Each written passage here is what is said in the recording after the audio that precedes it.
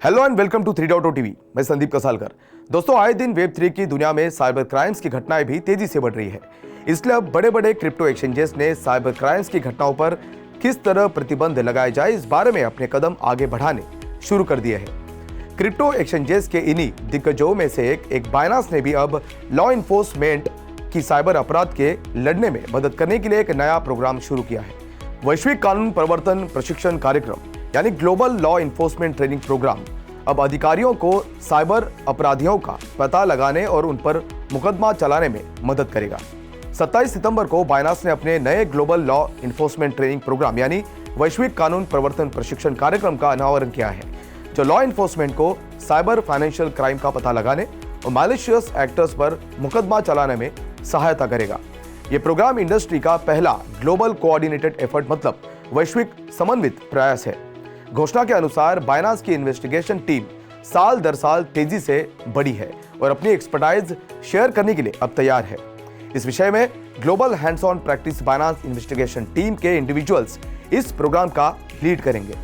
इन individuals में से security experts यानी सुरक्षा विशेषज्ञ, फॉर्मर लॉ इन्फोर्समेंट एजेंट्स यानी पूर्व कानून प्रवर्तन एजेंट, एनालिस्ट यानी विश्लेषक और ऑपरेटिव्स भी शामिल है, जिन्होंने हाइड्रा जैसे ग्लोबल साइबर क्रिमिनल ऑर्गेनाइजेशंस को नीचे गिराने में मदद की।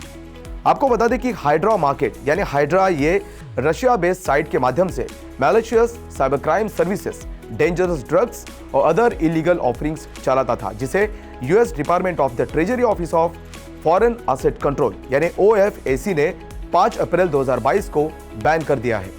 तो आइए फिर से बात करते हैं global law enforcement training programme के बारे में। तो घोषणा में एक स्टैंडर्ड 1 डे ट्रेनिंग प्रोग्राम का भी उल्लेख किया गया है, जिसमें क्रिप्टो और ब्लॉकचेन के फंडामेंटल्स को समझाते हुए इन पर्सन वर्कशॉप्स मतलब व्यक्तिगत कार्यशालाएं भी शामिल है, जिसमें उनके द्वारा संचालित रेगुलेटरी इन्वायरमेंट यानी नियामक वातावरण पर विशेष जोर दिया गया है। अब किसी भी एक्सचेंज के बारे में अगर बात करें तो किस तरह के सिक्योरिटी मेजर्स को एक्सचेंजेस में इंप्लीमेंट करना जरूरी है, इस बारे में हमने बात की है कॉइन बाजार के को-ओनर मिस्टर संकेत मनोचा जी से। आइए देखते हैं। Okay, so first thing that we have implemented is that we are providing Bitcoin wallets to people, and these are not the wallets from any other API. So we are not doing, or we are not taking the APIs from any other third-party company and providing the wallet. So in case if the third-party company goes off in any scenario, the wallet should be gone. So what we have did to ensure that we have been running our own nodes, which is quite a difficult task in that regards.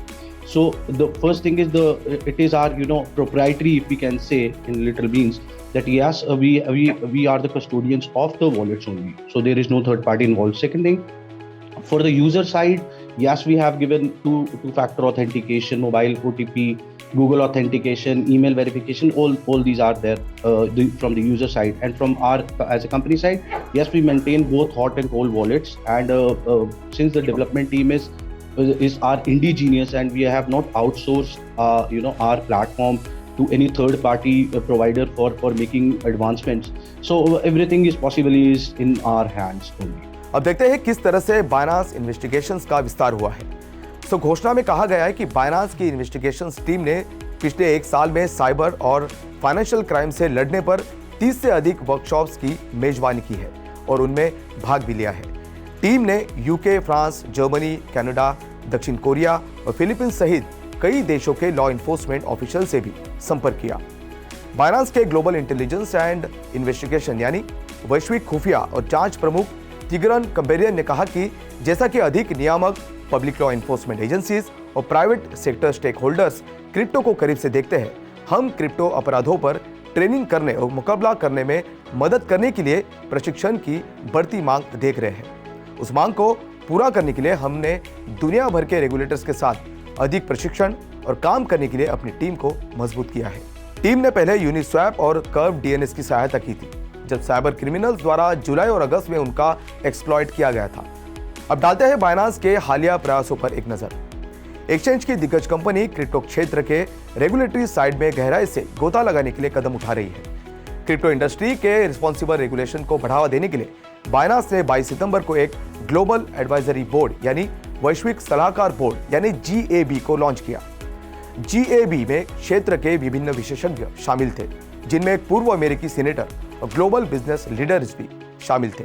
Binance के CEO चैंगपेंग Zhao ने gap के mission का वर्णन करते हुए कहा कि board के साथ हम दुनिया में अवेलेबल एक्सपर्टाइज के उच्चतम स्तर को टैप करके रेगुलेटरी कॉम्प्लेक्सिटी को प्रबंधित करने की अपनी क्षमता को सुपरचार्ज कर रहे हैं।